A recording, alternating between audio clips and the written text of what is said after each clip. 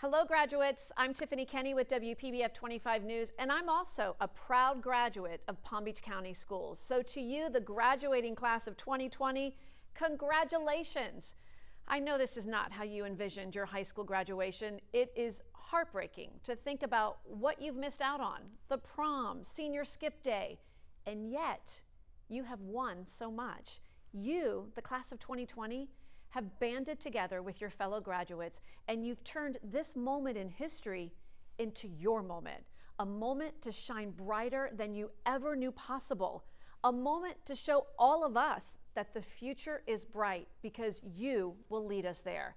You have become an example for all of us, persevering during this very trying time. You've taken old traditions, put your signature spin on them, and turned them into something new and creative.